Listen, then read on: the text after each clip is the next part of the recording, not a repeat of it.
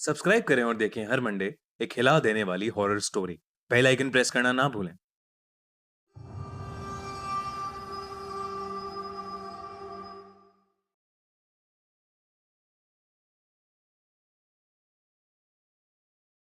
Monsoon की छुट्टियां चल रही थीं और एक बार मेरे पेरेंट्स किसी काम से बाहर गए हुए थे। मैं घर पर एकदम अकेली थी। मेरी कॉलोनी एक बड़े से पहाड़ के ऊपर थोड़ी सुनसान जगह में सिचुएटेड थी। वहां यूजुअली कोई आता जाता नहीं था। मैं ऐसे ही लेट कर टीवी देख रही थी जब किसी ने डोरबेल बजाई। मैंने कोई जवाब नहीं दिया क्योंकि नॉर्मली उस समय कोई घर पर नहीं आता जाता और अगर मेरी फैमिली होती तो खुद ही दरवाजा खोलकर अंदर आ जाती। दूसरी बार भी घंटी बजी, लेकिन मैंने ध्यान नहीं दिया। पर तीसरी बार जब वापस मुझे डोरबेल सुनाई दी, तो मुझे थोड़ा शक हुआ।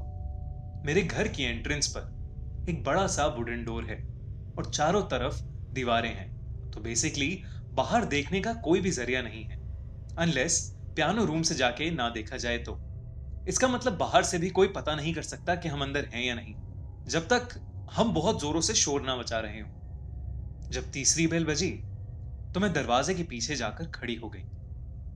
कोई भी नॉर्मल इंसान 3 बार घंटी बजाने के बाद चला जाता है, लेकिन वो जो भी था, उसने जोरों से दरवाजा पीटना शुरू कर दिया, जिससे मैं बहुत ज्यादा डर गई। तभी मुझे एक आदमी की भारी आवाज सुनाई दी।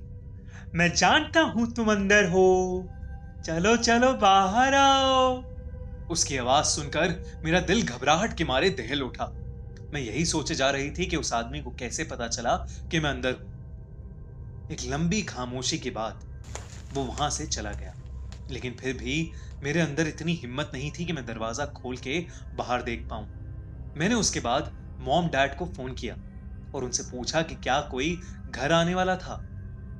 उन्होंने मना किया कि नहीं, कोई भी घर नहीं आने वाला था। मैंने कुछ देर उस आदमी के बारे में सोचा, लेकिन फिर मैं वापस टीवी देखने लगी। 2 घंटे बाद फिर से डोरबेल बजी।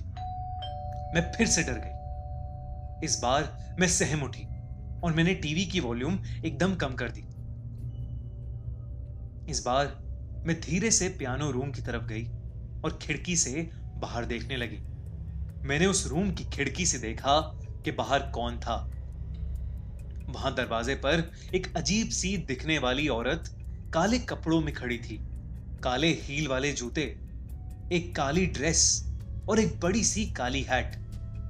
उसके बाल डार्क ब्राउन कलर के थे और उसका चेहरा उसकी हैट से लटके जाली से ढका हुआ था। बस मुझे उसके चमकते लाल होठ और उसकी बेहद डरावनी हंसी दिखाई दे रही थी। उसके साथ एक लंबा सा आदमी खड़ा था। उसने भी एक काले रंग का सूट पहना हुआ था। उसके चेहरे पर एक बहुत भयानक सीरियसनेस थी, लेकिन मुझे उस आदमी से इतना डर नहीं लग रहा था जितना उस औरत को देखकर।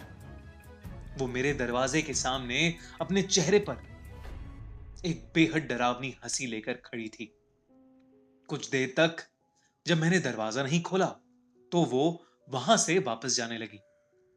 वो आदमी भी उसके पीछे पीछे चला गया। उस रात मैं सो ही नहीं पाई।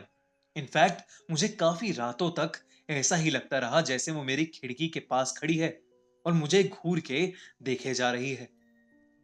मुझे आज तक नहीं पता लगा कि वो औरत और वो आदमी कौन थे। क्या पहले भी घंटी उन्होंने ही बजाई थी? आपको क्या लगता है, कौन थे वो लोग? कमेंट्स में जरूर लिखिए। और अगर आपको एक कहानी अच्छी लगी, तो हमारा चैनल खूनी मंडे जरूर सब्सक्राइब करिए और देखते रहिए हर हफ्ते एक हिला देने वाली हॉरर स्टोरी।